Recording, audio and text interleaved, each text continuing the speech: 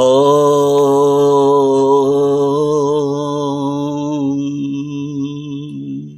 గణేశాయ నమః, సరస్వత్యై నమః, శ్రీ గురుభ్యో నమః. హరి ఓం. జ్ఞానప్రదీపిక ఛానల్ని వీక్షిస్తున్న యూట్యూబ్ ప్రేక్షకులందరికీ జ్ఞానప్రదీపిక ఛానల్ తరఫున పాతూరి జ్ఞానేశ్వర శర్మ హృదయపూర్వక నమస్కారములు. క్రోధినామ సంవత్సరం భాద్రపద బహుళ పాడ్యము నుండి అమావాస్య వరకు మహాళయ పక్షములు. 2024 సంవత్సరం సెప్టెంబర్ 19వ తేదీ గురువారం నుండి అక్టోబర్ 2వ తేదీ బుధవారం వరకు మహాళయ పక్షములు. వీటిల్నే పితృపక్షములు అని కూడా అంటారు. పితృదేవతల అనుగ్రహం మీ అందరికీ ఉండాలని ప్రార్థిస్తూ, మహాళయ పక్షం అంటే ఏమిటి, మహాళయ పక్షంలో ఏం చేయాలి, దానివల్ల ప్రయోజనం ఏమిటి, బ్రహ్మదేవుడు చేసిన పితృస్తోత్రము, వీటిని గురించి తెలుసుకుందాం. భాద్రపద కృష్ణపక్షము పాడ్యము నుండి అమావాస్య వరకు 15 రోజుల పండగ మహాలయ పక్షము. మహాలయ పక్షం ఈ నెల సెప్టెంబర్ 19న ప్రారంభమై అక్టోబర్ 2వ తేదీ మహాలయ అమావాస్యతో పూర్తవుతుంది. మహాలయము అంటే ఏమిటి? మహత్ అలం యాత్ ఇది మహాలయ. చాలినంత తృప్తిని పితరులు ఈ పక్షంలో తమ పుత్రులు చేసిన తర్పణాదుల ద్వారా తృప్తి పొందుతారు. కనుక దీనికి మహాలయం అని పేరు. మహాన్ అత్యంతికే లయో యత్ర కన్యాస్తరవిక మాసే కృష్ణపక్షే తస్యాం దద్యాత్ నచౌద్దత్తం పితృణాం వై మహాలయే. మహాలయం అనగా గొప్పదైన వినాశనం లేదా మరణం. ఇది కన్యా సంక్రమణ కాలంలో వస్తుంది. అంటే సూర్యుడు సింహరాశి నుండి కన్యారాశిలోకి ప్రవేశించే సమయం నుండి వస్తుంది. ఈ పక్షంలో ఇది వరకు తిలతర్పణాదులచే పూజింపబడే పితృదేవతలకు తర్పణం చేయాలి అని భవిష్యత్ పురాణం చెప్తోంది. 15 రోజులు అన్ని వర్గాల వారు గతించిన తమ పెద్దలను తలుచుకుంటూ వారికి తర్పణాలు, శ్రాద్ధ విధులు నిర్వహించాలి. అందుకే ఈ పక్షానికి పితృపక్షము అని పేరు. పితృదేవతలు సంతోషంగా ఉంటేనే వారి వారసులకు సుఖ సంతోషాలు కలుగుతాయి. ఈ పక్షంలో ప్రతిరోజు పితృదేవతలకు తర్పణము, శ్రాద్ధ విధులను నిర్వహించాలి.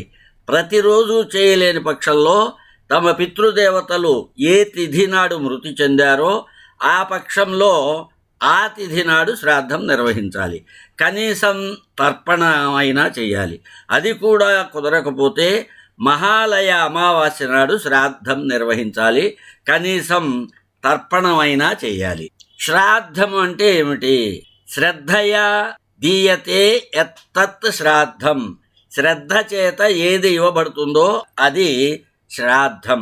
పితృపక్షంలో పెట్టే శ్రాద్ధం వల్ల పితృదేవతలు తృప్తి చెందుతారు. దీని ద్వారా పితృ రుణాన్ని తీర్చుకున్న వాళ్ళం అవుతాము. సూర్యుడు కన్యారాశిలో ప్రవేశించగానే పితరులు తమ పుత్ర పౌత్రుల దగ్గరకు వస్తారని చెప్పబడింది. మహాలయ అమావాస్య నాడు వారు తమ సంతతి యొక్క గృహద్వారం దగ్గర నిలబడతారు. ఆ రోజు వారికి శ్రాద్ధ కర్మ నిర్వర్తించకపోతే దీవెనకు బదులుగా శపించి వెళతారని శాస్త్రములలో చెప్పబడింది. దీన్నే పితృదోషము అని కూడా అంటారు. పితృదోషం ఉంటే సంతానం కలగకపోవటం, పుట్టిన సంతానం జీవించకపోవటం, సంతానం వలన తీవ్ర సమస్యలు, ఆయుక్షీణము, వ్యాధులు, ముఖ్యమైన పనులకు ఆటంకాలు ఏర్పడటం, గౌరవ ప్రతిష్టలకు భంగం ఏర్పడటం, కుటుంబంలోని వ్యక్తికి మానసిక స్థితి సరిగా లేకపోవటం మొదలైన పరిస్థితులు ఏర్పడుతూ ఉంటాయి.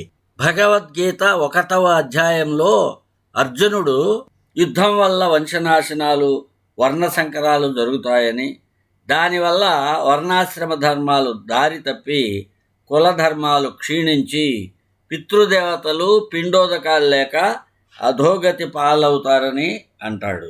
శంకరో నరకాయైవ కులఘ్నానాం కులస్య చ పతంతి పితరో హ్యేషాం లుప్తపిండోదక క్రియా. రాముడు జటాయువుకు తిల తర్పణాలు వదిలాడు. తరువాత తండ్రికి చేశాడు. వాలికి అంగదుడి చేత చేయించాడు.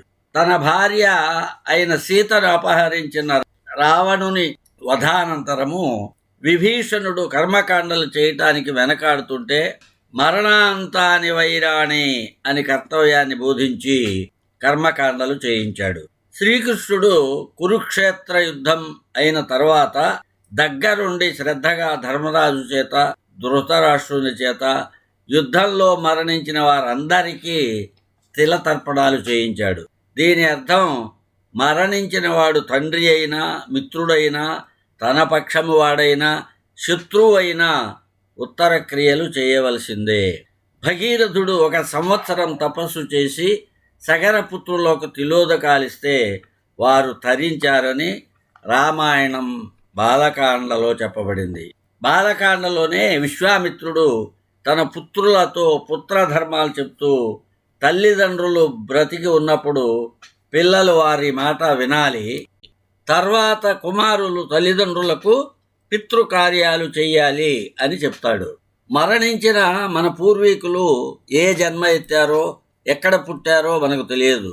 వారు ఏ రూపంలో ఉంటే మనం శ్రాద్ధ సమయంలో మనం పెట్టిన ఆహారం ఆ రూపానికి తగిన ఆహారంగా మారి వారికి అందుతుందని శాస్త్రం చెబుతోంది. దేవో యది పితాజాత శుభకర్మానుయోగతః తస్యాన్నామృతం భూత్వా దేవత్వేత్యనుగచ్చతి నాగత్వా వాయురూపేణ పిశాచే రుధిరం భవేత్ ధనుజత్వే ఆమిషం భూత్వా తత్తత్వే అనుగచ్చతి. పితృదేవతలకిచ్చే ఆహారం వారు దేవతల రూపంలో ఉంటే అమృతంగా, నాగుల రూపంలో ఉంటే వాయు రూపంలో, పిశాచ రూపంలో ఉంటే రుధిర రూపంలో, రాక్షస రూపంలో ఉంటే మాంసం రూపంలో అందుతుంది. శ్రాద్ధ మహిమను శాస్త్రాలు విస్తృతంగా పేర్కొన్నాయి. ఆయు పుత్రాన్ యశః స్వర్గం కీర్తిం పుష్టిం బలం శ్రియం పశూన్ సౌఖ్యం ధనం ధాన్యం ప్రాప్నుయాత్ పితృపూజనం. పితృదేవతలకు పిండదానం చేసే గృహస్థులకు దీర్ఘాయువు, పుత్రపౌత్రాది లాభాలు, యశస్సు, స్వర్గప్రాప్తి, పుష్టి, బలం, సంపద, పశువులు, సుఖం, ధనం, ధాన్యం లభిస్తాయని ధర్మశాస్త్రాలు చెబుతున్నాయి. అన్ని దానాలలో అన్నదానం ప్రధానమైంది. అన్నదానం ఎప్పుడు చేసినా మంచి ఫలితాన్ని ఇస్తుంది. ఈ మహాలయ పక్షంలో చేసిన అన్నదానం అనంతకోటి యజ్ఞ ఫలితాలను ఇస్తుంది. మహాలయ పక్షంలో చేసే అన్నదానం యొక్క మహిమను గురించిన కథ మహాభారతంలో ఒకటి ప్రచారంలో ఉంది. దానకర్ణుడిగా పేరు పొందినటువంటి కర్ణుడు మరణించిన తరువాత స్వర్గం లభించింది. స్వర్గలోకానికి వెళ్తుండగా మార్గ మధ్యంలో ఆకలి దప్పికలయ్యాయి. ఒక ఫలవృక్షాన్ని చూసి ఆనందంతో ఆ పండు కోసుకుని తినపోయాడు. ఆ పండు కాస్త బంగారపు ముద్దగా మారిపోయింది. ఆ చెట్టుకున్న పండ్లలో ఏది కోయబోయినా అదే పరిస్థితి ఎదురైంది. కనీసం దప్పికైనా తీర్చుకుందామనుకుని సెలయేటిని సమీపించి దోసిట్లోకి నీరు తీసుకున్నాడు. తాగుదామని నోటి వద్దకు తీసుకురాగానే ఆ నీరు కాస్త స్వర్ణజలంగా మారిపోయింది. స్వర్గానికి వెళ్తే అక్కడ కూడా అదే పరిస్థితి. ఏది తిన్నా ఏది తాగపోయినా మొత్తం బంగారుమయంగా మారిపోతున్నాయి. తన యొక్క ఆకలి దాహం మాత్రం తీరటం లేదు. దాంతో కర్ణుడు తన ఆకలి దప్పులు తీరే మార్గం లేక చాలా విచారించాడు.